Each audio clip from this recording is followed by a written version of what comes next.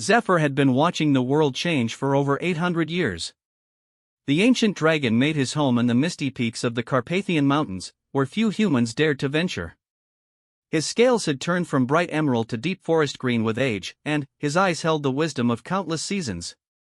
Unlike the stories humans told about his kind, Zephyr had never terrorized villages or hoarded gold.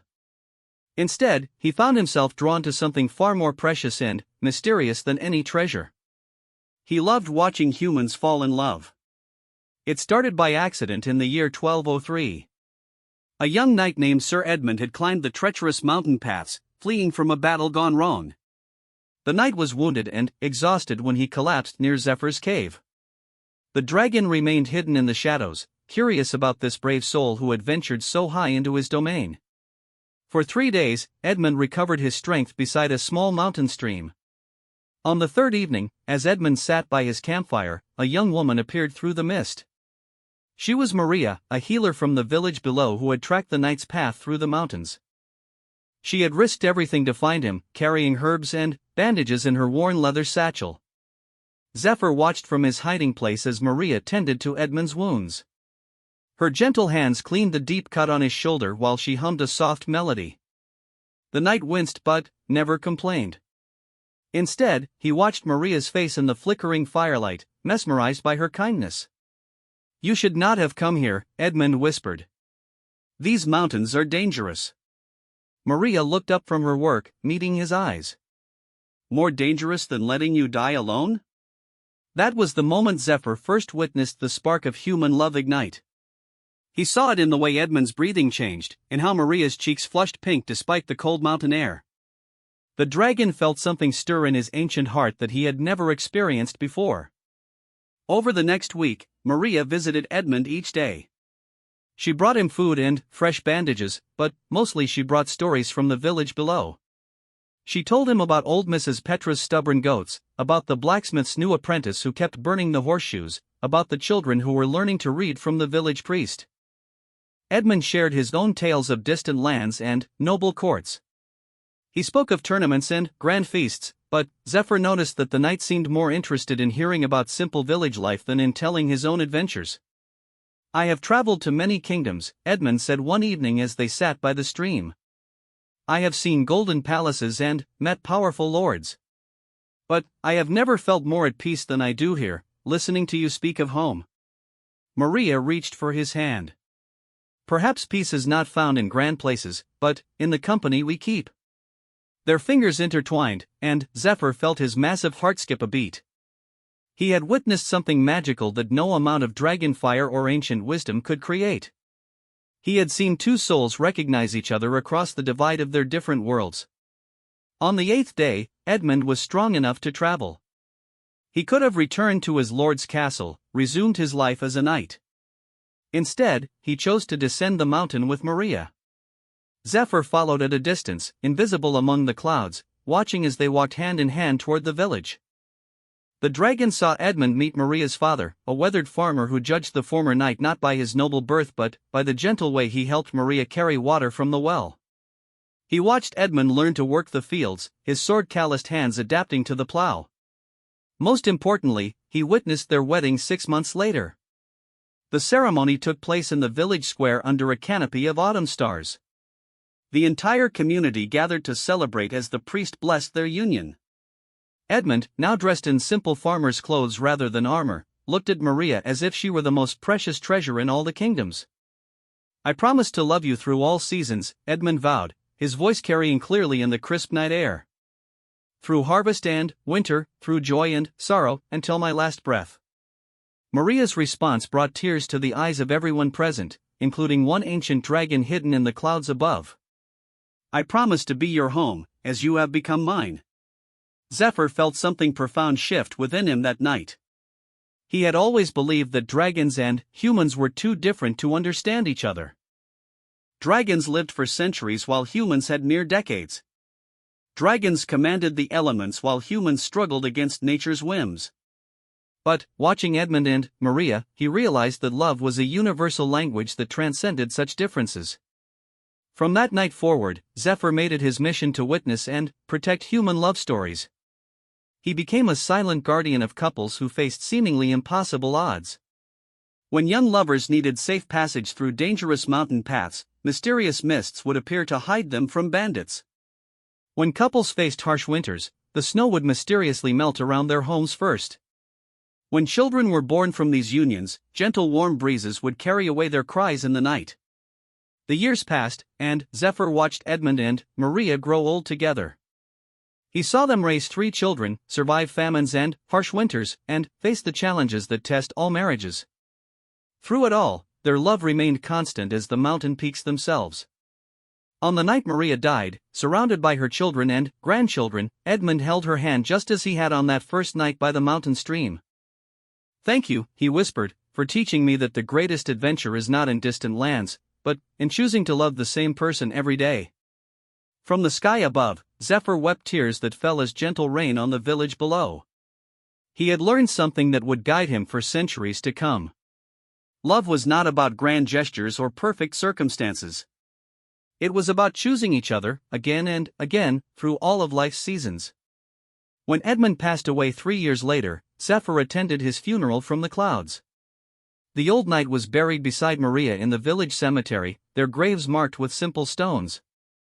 But Zephyr knew that their love story would live forever in his ancient memory, the first of many he would treasure. As he flew back to his mountain home that night, Zephyr made a solemn vow under the endless stars. He would continue to watch and protect human love, learning from each couple he encountered.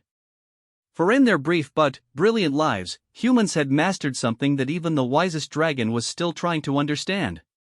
The secret was not in the length of life, but in the depth of love shared within it.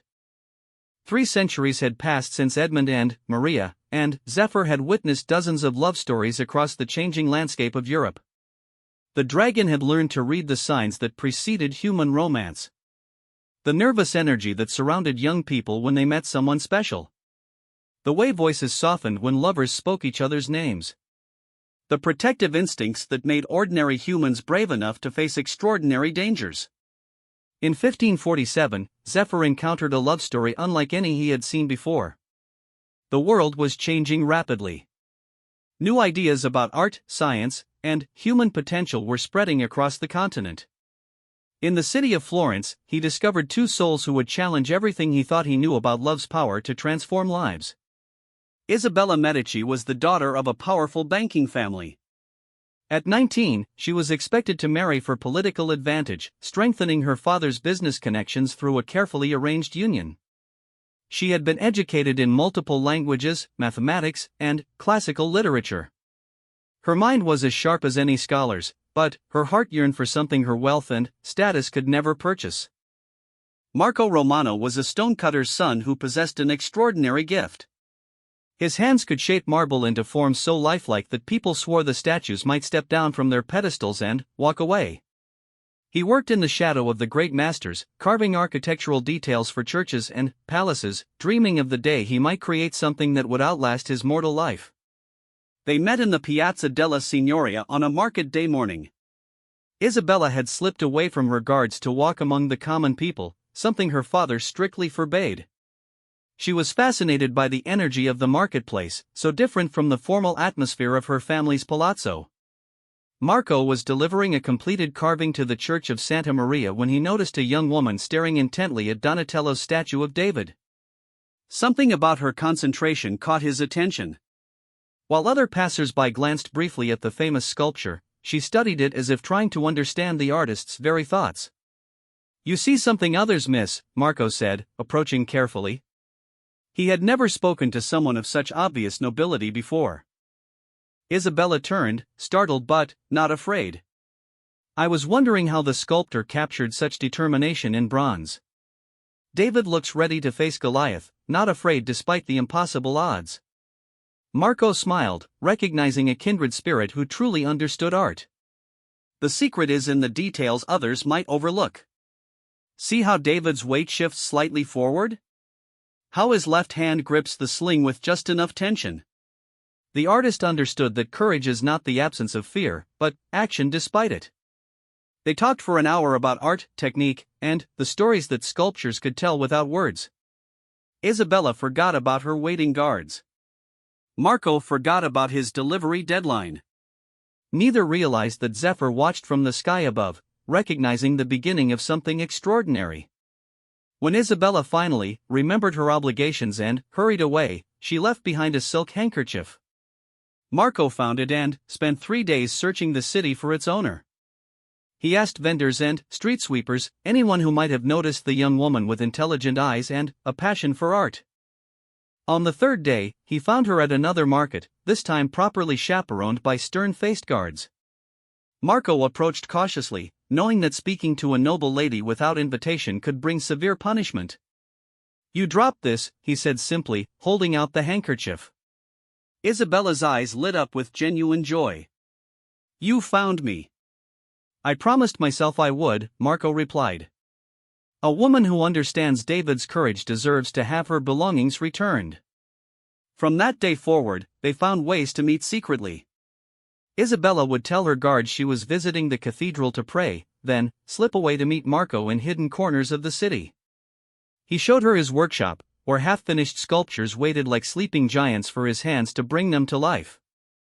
Isabella brought him books from her father's library, volumes on anatomy and perspective that most artisans could never afford to own.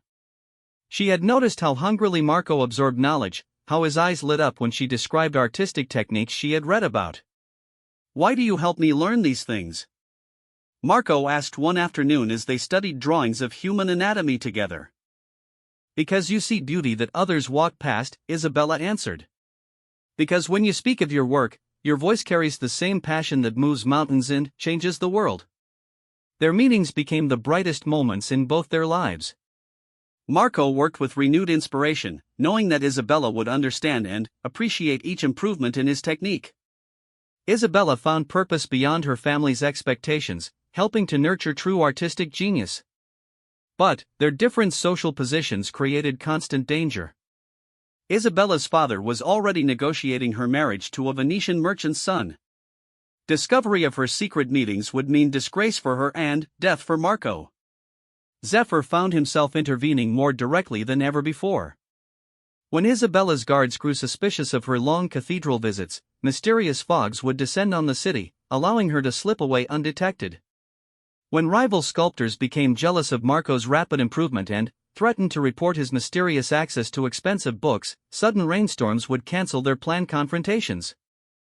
The dragon began to understand that this love was different from Edmund and Maria's simple devotion. Isabella and Marco were not just falling in love with each other. They were inspiring each other to become greater than either could be alone. Their relationship was creating something new in the world. The crisis came when Isabella's father announced her engagement to Lorenzo di Bavary, a wealthy merchant twice her age. The wedding was set for 2 months away. Isabella wept when she told Marco the news, meeting him for what they both believed would be the last time. "I will never forget what you have taught me about seeing beauty," she said through her tears. Marco took her hands, his calloused fingers gentle against her soft skin. "And I will never forget that you believed my work could matter to the world." That night, Isabella made a decision that shocked the entire Medici family. She announced that she could not marry Lorenzo because her heart belonged to another. When her father demanded to know the man's identity, she refused to speak. "You will marry as I have arranged," her father declared, "or you will enter the convent of Santa Clara and renounce the world entirely." Isabella chose the convent. Marco learned of her decision through city gossip and was devastated. He had never asked her to sacrifice her family and fortune for him. He decided to leave Florence, to seek his fortune in Rome where his talent might earn enough wealth to one day make him worthy of Isabella's station. But Zephyr had watched too many love stories to let this one end in separation and regret. The dragon knew that true love sometimes needed a miracle, and he was prepared to provide one. On the night before Isabella was to enter the convent, a mysterious patron appeared at Marco's workshop. The stranger wore a deep hood that concealed his features, but his voice carried authority and wealth. He commissioned a sculpture unlike any Marco had ever been asked to create. "Carve me a Pieta," the stranger said. "Show me a mother's love for her lost son, but make it universal. Let every person who sees it understand the depth of human love and sacrifice." The commission came with an advance payment large enough to establish Marco as an independent master sculptor. More importantly, it came with instructions to present the finished work at the cathedral during the city's Easter celebration, when all of Florence's nobility would be present. Marco worked with desperate inspiration, knowing this was his chance to prove himself worthy of Isabella.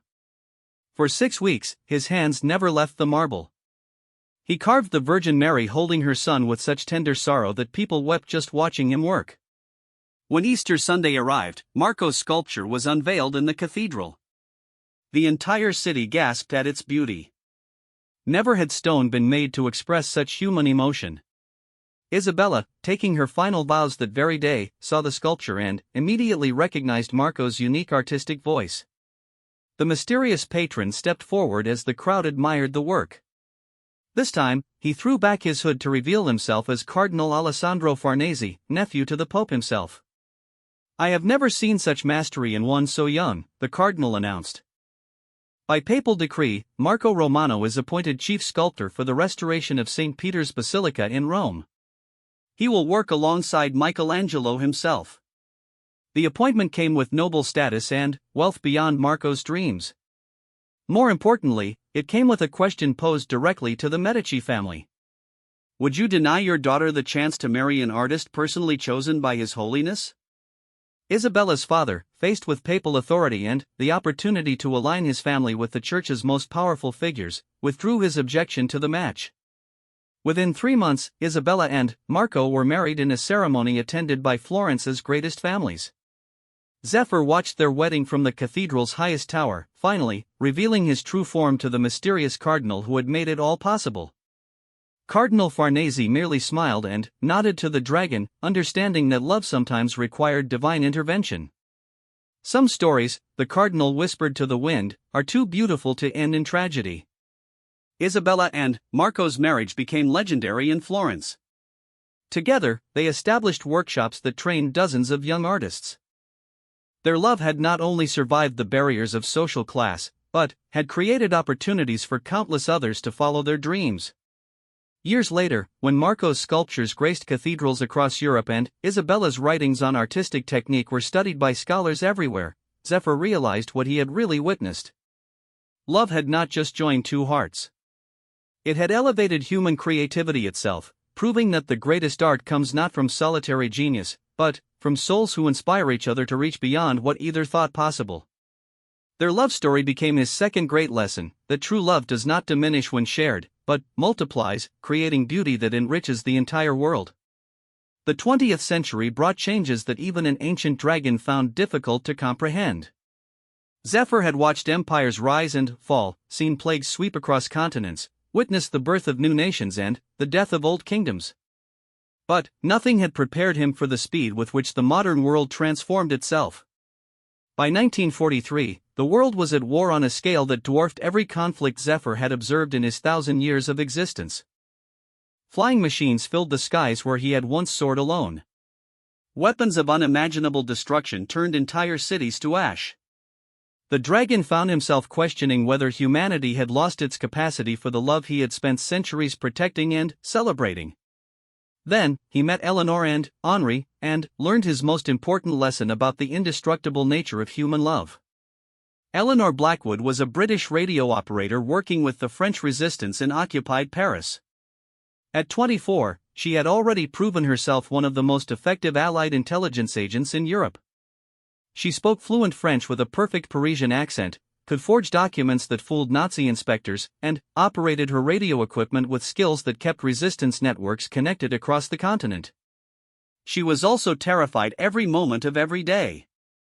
Henri Dubois was a French doctor who had turned his medical practice into a secret haven for wounded resistance fighters and Allied airmen shot down over France. His clinic in the Marais district served as a safe house where British agents could hide between missions. At 30, he had already saved dozens of lives while maintaining the careful facade of a physician loyal to the Vichy government. Eleanor arrived at Henry's clinic on a rain-soaked November night, carrying a radio and a bullet wound in her shoulder from a mission gone wrong. She had been betrayed by someone in her network and barely escaped a Gestapo raid on her previous safe house. Henri worked by candlelight to remove the bullet from Eleanor's shoulder, his steady hands showing no trace of the fear that gripped him whenever he treated Allied agents. Discovery meant immediate execution for both doctor and patient, but his oath to heal transcended political loyalties. "You are fortunate," Henri whispered as he cleaned the wound. 2 centimeters lower and the bullet would have shattered your collarbone. Eleanor gritted her teeth against the pain, refusing the morphine Henri offered. "I need to stay alert. They are hunting for my radio signal." "Then, you will stay here until you heal," Henri decided. "I have hidden patients for weeks when necessary." What should have been a 3-day recovery stretched into 2 months when new intelligence revealed that the Gestapo had infiltrated every other safe house in Eleanor's network. Henri hid her in a secret room behind his medical supply closet, accessible only through a concealed panel that appeared to be part of the wall itself. During those long weeks of hiding, something unexpected happened. Eleanor and Henri began to truly see each other beyond their dangerous circumstances. Henri discovered that Eleanor had been a literature teacher before the war, someone who loved poetry and classical music as much as he did. Despite the constant danger, she would softly recite verses from memory during the long hours when she couldn't risk operating her radio. Eleanor learned that Henri had lost his entire family in the first months of the Nazi occupation. His parents had been killed for hiding Jewish neighbors, and his younger sister had died in a concentration camp. He continued his dangerous work not out of political conviction, but because saving lives was the only way he could honor his family's memory. "Why did you become a doctor?" Eleanor asked one evening as they shared a meager dinner by candlelight. "Because healing seemed like the closest thing to magic that humans could achieve," Henri replied. "To take someone who was broken and help them become whole again, that felt like the most important thing a person could do with their life." Eleanor understood. Her own work in the resistance was driven by the same desire to repair what war had broken, to restore connections between people fighting for freedom. Zephyr watched their relationship develop with fascination. Unlike the love stories he had witnessed in peacetime, Eleanor and Henri's connection was forged in the crucible of mortal danger. Every conversation might be their last. Every shared meal could be interrupted by Gestapo boots on the stairs. Every gentle touch carried the weight of uncertainty about tomorrow. Yet their love grew stronger precisely because of these pressures, not in spite of them. During the day, Henri treated his regular patients while Eleanor remained hidden, listening through the walls to ensure that no one suspected the doctor's secret activities. She learned to recognize the voices of his nurse, his regular patients, and the occasional German officer who came for treatment of minor ailments. At night, when the clinic was closed and blackout curtains covered every window, they would sit together in Henri's small apartment above the clinic. Eleanor would transmit intelligence to London while Henri studied medical journals by lamplight, both of them finding comfort in each other's presence despite their separate duties. "Do you think we will survive this war?" Eleanor asked one night after receiving news that another resistance cell had been destroyed. Henri set down his medical journal and took her hand. "I cannot promise we will both live to see peace," he said honestly. "But I can promise that whatever time we have, we will spend it choosing love over fear." It was a promise unlike any wedding vow Zephyr had ever heard, yet it carried more weight than all the ceremonial promises made in times of peace. Their greatest test came in March 1944, when a new Gestapo commander arrived in their district with orders to eliminate all resistance activity. Captain Klaus Weber was known for his brutal efficiency and his ability to break even the strongest agents under interrogation. Weber's first action was to announce that any doctor found treating enemies of the Reich would be executed along with their patients. He then began systematic searches of every medical facility in the district. Henri knew it was only a matter of time before Weber reached his clinic. He made preparations to evacuate Eleanor, but she refused to leave. "You have risked everything to keep me safe," she told him. "I will not abandon you now when you need protection." "If they find you here, we both die," Henri protested. "And if I leave and something happens to you, I die anyway," Eleanor replied. "Not in body, perhaps, but in every way that matters." When Weber's search team arrived at the clinic 3 days later, they found only a dedicated French doctor treating elderly patients with routine ailments. Eleanor remained hidden in her concealed room, but she had positioned herself where she could see and hear everything that happened. Weber was suspicious of Henry's nervous behavior and ordered a thorough search of the building. For 2 hours, German soldiers tore apart the clinic, looking for evidence of resistance activity. They found nothing. But Weber noticed something others had missed. The supply closet seemed smaller on the inside than its external dimensions suggested. "Doctor," Weber called Henri over. "This wall appears to be thicker than necessary for a simple storage room." Henry's face remained calm, but Eleanor could see his hands trembling slightly. "The building is very old, Captain. The walls were built with thick stone for insulation." Weber drew his pistol and pressed it against Henry's temple. "I think there is something you are not telling me." From her hiding place, Eleanor watched the man she loved face death rather than betray her. She made a decision that would have been impossible without the strength their love had given her. Eleanor opened the hidden panel and stepped out, her hands raised in surrender. "I am Eleanor Blackwood, British intelligence," she announced calmly. "Dr. Dubois was treating my injuries under threat. He is not a member of any resistance organization." Weber's satisfaction was evident as he ordered both of them arrested. But Eleanor had one more card to play, information she had never shared with Henri because it put him in even greater danger. "I am willing to cooperate with your investigation, Captain," she said. "But first, you should know that London is planning a major operation in this district. I can provide details, but only to someone with appropriate authority." It was a desperate gamble, claiming knowledge of an operation that didn't exist in hopes of buying time for a rescue that might never come. Weber, ambitious and eager to advance his career, took the bait. Instead of executing his prisoners immediately, he contacted his superiors in Berlin to arrange for higher-level interrogation. Eleanor and Henri were transported to a more secure facility, buying precious days that allowed London to coordinate a rescue operation. Zephyr had watched this entire drama unfold with growing amazement at human courage. But what happened next taught him something about love that had eluded him for 1,000 years. As their transport truck moved through the French countryside toward the German prison facility, Eleanor and Henri found themselves handcuffed together in the back of a military vehicle. They had perhaps 2 hours before reaching a destination from which no prisoner had ever returned.